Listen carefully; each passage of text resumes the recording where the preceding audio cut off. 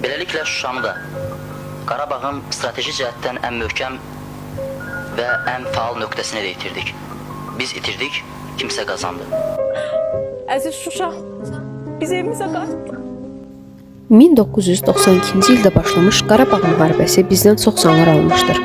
Neçə oğullar bu yolda canlarından keçmişdir. Belə qəhrəmanlardan 3 nəfəri Neftçala rayonunun Həsənabad qəsəbəsində anadan olmuşdur. Hər üçü də milli qəhrəman adına layiq görülmüşdür. Bunlardan birincisi, 1-ci Qarabağ döyüşlərində qəhrəmancasına vuruşmuş milli qəhrəman Zakir Məcidovdur. Zakir Nüsrətoğlu Məcidov 26 iyun 1956-cı ildə Neftçala rayonunun Həsənabad qəsəbəsində anadan olmuşdur. 1963-cü ildə 17 saylı Bakı şəhəri orta məktəbinə getmiş, 70 saylı orta məktəbdə təhsilini tamamlamışdır. Orta təhsilini 1963-73-cü illərdə Bakıda başa vurduqdan sonra Zakir 1974-cü ildə Ryazan vilayətinin Sosova şəhərinə gedərək Ali Hərbi Aviasiya məktəbinə daxil olmuşdur. 1977-ci ildə həmin məktəbi bitirərək leytenant rütbəsi almışdır. 1984-cü ildə ixtisasını artırmaq üçün Ukraynanın Kremenchuk təyyarəçilər məktəbində Mi-2 vertolyotu üzrə 6 ay təkmilləşdirmə kursu keçmişdir. Nəhayət 1985-ci ildən artıq Mi-2 vertolyotunda heyətin komandiri təyin olundu. Az müddət ərzində Azərbaycan Respublikası Müdafiə Nazirliyinin təyinatı ilə yüksək səriştə və bacarığına, göstərdiyi uçuş keyfiyyətinə görə Mi-2 vertolyotuna baş komandir keçdi. Vətənin başını qara buludlar alanda canından çox sevdiyi torpağını qorumaq üçün ilk şahinlərdən biri oldu. Tez-tez sərhəd bölgələrini uçuş edən Zakir Məcidov oradakı vəziyyəti görür, buna biganə qala bilmir və vətənimiz son dərəcə təhlükəli durumda ikən bir çox yurttaşlarımız kimi könüllülər sırasına daxil olur. 1992-ci il avqustun 6-sı Zakir Məcidov ekipajı ilə birgə 3 dəfə uçuş edərək ermənilərin döyüş əhəmiyyətli Kasapet yüksəkliyindəki mövqelərini darmadağın etmişdi. Növbəti 4-cü dəfə uçuş əmri verildi ona. Qərargaha yeni qayıdan Zakir Məcidov bu əmri də böyük hünər göstərərək yerinə yetirdi. Bu onun son uçuşu oldu. Döyüş əməliyyatını müvəffəqiyyətlə yerinə yetirdikdən sonra bir-birinin ardınca ona tuşlanan raket zərbələri vertolyotunu ciddi zədələdi. Sayıqlığını itirməyən igid komandir çox çalışır ki, vertolyotu öz ərazimizə çatdırsın, lakin buna müvəffəq ola bilmir. Mi-24 vertolyotunun cəsur heyət üzvlərindən olan baş komandir Zakir Məcidov 36 yaşında vətənimizin aydın səması uğrunda qəhrəmancasına həlak oldu. Azərbaycan Respublikası Prezidentinin 14 sentyabr 1992-ci il tarixli 204 saylı fərmanı ilə Məcidov Zakir Nüsrətoğlu ölümündən sonra Azərbaycan Milli Qəhrəmanı adına layiq görülmüşdür. Onun yanmış cəsədi Bakıda Şəhidlər Xiyabanında dəfn edilmişdir. Neftçala rayon Uşaq Yaradıcılıq Mərkəzi Milli Qəhrəman Zakir Məcidovun adını daşıyır. Qəsəbəmizin ikinci qəhrəmanı isə Milli Qəhrəman Mayor Samit İmanovdur. Samit Gülağa oğlu İmanov 14 oktyabr 1981-ci ildə Neftçala rayonunun Həsənabad qəsəbəsində Gülağa və Xuraman İmanovların ailəsində anadan olmuşdur. Samit İmanov ailənin birinci oğul övladı idi. Onun özündən böyük Aybəniz və Gülbəniz adında 2 bacısı, Sadiq adında isə bir qardaşı var idi. Samit İmanov 1988-ci ildə Neftçala rayonu 1 nömrəli tam orta məktəbinin 1-ci sinifinə getmiş, 1998-ci ildə isə həmin məktəbi bitirmişdir. Ardınca təhsilini Heydər Əliyev adına Ali Hərbi məktəbdə davam etdirən İmanov 2003-cü ildə həmin hərbi məktəbi fərqləmə diplomu ilə bitirmiş və Azərbaycan Respublikasının prezidenti Heydər Əliyev tərəfindən mükafata layiq görülmüşdür. Samit İmanov 2004-cü ilin iyun ayından müxtəlif illərdə xüsusi təyinatlı qüvvələrin hərbi hissəsində qrup komandiri müavini, qrup komandiri, bölük komandiri, dəstə komandiri və hərbi hissənin qərargah rəisi vəzifələrində xidmət edib. Heydər Əliyev adına Ali Hərbi məktəbi fərqlənmə diplomu ilə bitirən gənc zabit Samit İmanov özünü peşəkar hərbçi kimi formalaşdırmaq üçün durmadan çalışıb. Elə bu yolda Samit İmanov Türkiyə Respublikasında daxili təhlükəsizlik əməliyyatlarının planlaşdırılması və icrası, komanda təlimi və paraşütdən sərbəst atlama kurslarına qatıldı. 2007-ci ildə Anadolu 2007 və Anadolu Qartalı 2007 birgə taktiki təlimlərlə yanaşı Samit İmanov həm də Pakistanda ləpirçi və antiterrorist, İsveçrədə dağ təlimi, Rumeniyada isə dağa dırmanma üzrə təlimatçı kurslarında iştirak etdi. 2014-cü ilin avqust ayının əvvəllərində Azərbaycan-Ermənistan təmas xəttində baş verən atışma zamanı Samit İmanovun rəhbərliyi altında onun dəstəsi qarşı tərəfə keçdi və əməliyyat keçirdi. Döyüş nəticəsində Ermənistan silahlı qüvvələrinin 20 hərbi qulluqçusu məhv edildi. Samit İmanov 2015-ci il 9 mayda Rusiya Federasiyasının Moskva şəhərində Qırmızı meydanda faşizm üzərində qələbənin 70 illiyi ilə bağlı baş tutan hərbi parada qatılmış və medalla təltif olunmuşdur. Mayor Samit İmanov 2016-cı ilin aprel ayının əvvəlində sonuncu döyüşə qatıldı. Azərbaycan-Ermənistan təmas xəttində 24 il fasilədən sonra başlayan amansız döyüşlərdə Samit İmanov Tərtər rayonunun Talış kəndi istiqamətində düşmən ilə atışdı. Aprelin 3-dən 4-ünə ötən gecə döyüş zamanı mayor İmanov neytral ərazidə ayağından və çiynindən qəlpə yarası aldı. Əsgərlər onu döyüş meydanından aparmaq istəsə də, Samit İmanov buna qəti sürətdə etiraz etdi və onun əvəzinə yaralı gizirin çıxarılmasını əmr etdi. Əsgərlərin etirazına baxmayaraq isə mayor İmanov əmrin icra edilməsi üçün qəti göstəriş verdi. Yaralı giziri döyüş meydanından çıxaran əsgərlər həmin ərazinin artıq təhlükəli olmasına baxmayaraq Samit İmanovu aparmaq üçün yenidən döyüş meydanına qayıtdı. Amma mayor İmanov artıq orada değildi. Samit İmanov əsgərləri ərazidən uzaqlaşandan sonra erməni tərəfə əsir düşməmək üçün oradan uzaqlaşdı. Bütün mərmiləri qurtaran mayor İmanov düşmənə erməni tərəfinə sağ düşməmək üçün əlində qumbara saxlamışdı. Səhərə qədər əsgərlər onu tapmadığı üçün isə mayor Samit İmanov qanaxma nəticəsində qəhrəmancasına şəhid oldu. Aprelin 8-i Samit İmanovun nəşi neytral ərazidən götürüldü və doğma Neftçala rayonuna aparıldı. 2016-cı ilin 19 aprelində Azərbaycan Respublikası Prezidenti və Azərbaycan Silahlı Qüvvələrinin Ali Baş Komandası İlham Əliyevin 1966 nömrəli sərəncamı ilə Azərbaycan Respublikasının ərazi bütövlüyünün qorunub saxlanılmasında xüsusi xidmətlərinə və döyüş tapşırığını yerinə yetirərkən göstərdiyi şəxsi igidliyə görə mayor Samit Gülağaoğlu İmanova ölümündən sonra Azərbaycanın milli qəhrəmanı adına layiq görüldü.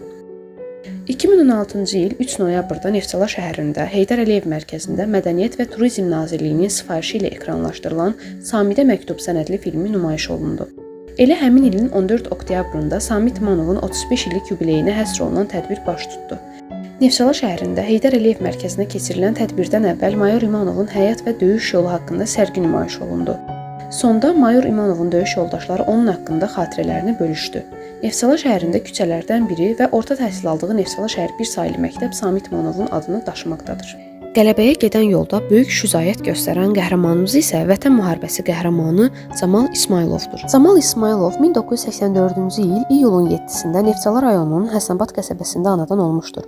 Onun ailədə bir bacısı və bir qardaşı olmuşdur. 1986-cı ildə Camal İsmayılovun 2 yaş olanda İsmayılovlar ailəsi Neftçala rayonundan Rusiyanın Krasnoyarsk diyarının İqarka şəhərində yaşamağa başlamışdılar. Camal İsmayılov 1990-cı ildə İqarka şəhərində Viktor Astavyev adına bir nömrəli orta ümumi təhsil məktəbinin 1-ci sinifinə qəbul olmuşdur və 1-ci sinifi orada bitirmişdir.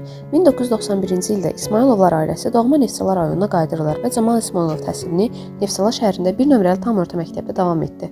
2001-ci ildə oradan məzun olmuşdur və hərbi xidmətə yollanmışdır. Azərbaycan, rus və erməni dillərində sərbəst danışırdı. Camal İsmayılov 2008-ci ildə Fatimə İsmayılova ilə ailə həyatı qurdu.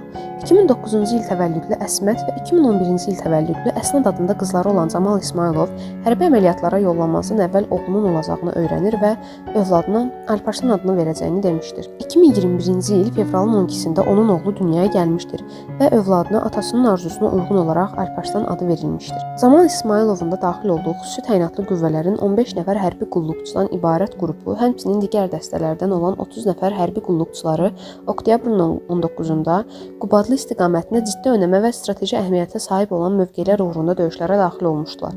Qeyri-bərabər döyüşlər nəticəsində Camal İsmayılov və dəstənin bir neçə üzvü həlak olmuşdur.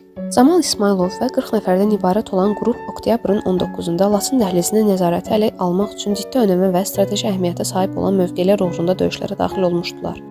Döyüşlər əvvəlcə Qubadlı rayonu istiqamətində olan əlverişli mövqelər uğrunda aparılmışdır. Xüsusi təyinatlı qüvvələrdə qrupun şəxsi heyətindən 4 nəfər baş gizir Camal İsmayılov, baş gizir Sübhan Cəbrayılov, gizir Şəhriyar Quliyev və gizir Eliyar Vəliyev həlak olmuşdur. Ümumi olaraq Camal İsmayılovun mənsub olduğu tabor müharibə zamanı xüsusi təyinatlı qüvvələrin ən çox döyüşçüsü həlak olan taborudur. Camal İsmayılovun həlak olduğu ayın 21-də anasının doğum günündə təsdiq olunmuşdur. Neftçala şəhərində dəfn olunmuşdur. 2020-ci ildə Camal İsmayılovun Neftçala rayonunun Həsənabad qəsəbəsində yaşadığı evdə xatirə lövhəsi qoyulmuşdur. 2021-ci il aprelin 12-sində Neftçala şəhərində Camal İsmayılovun büstünün açılış mərasimi olmuşdur. 2021-ci ildə haqqında ictimai televiziyada Heç kim unudulmur, heç nə yaddan çıxmır. Camal İsmayılov sənədli filmi nümayiş olunmuşdur.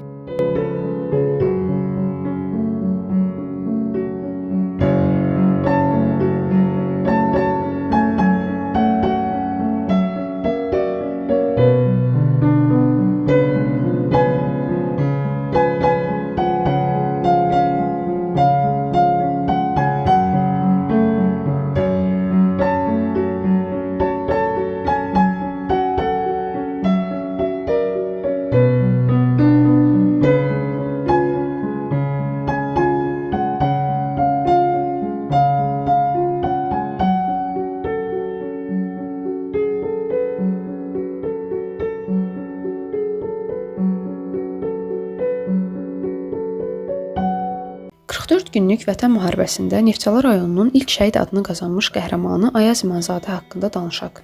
Şəhid İmanzadə Ayaz Daşqınoğlu 1996-cı il dekabrın 3-də Neftçala şəhərində anadan olub.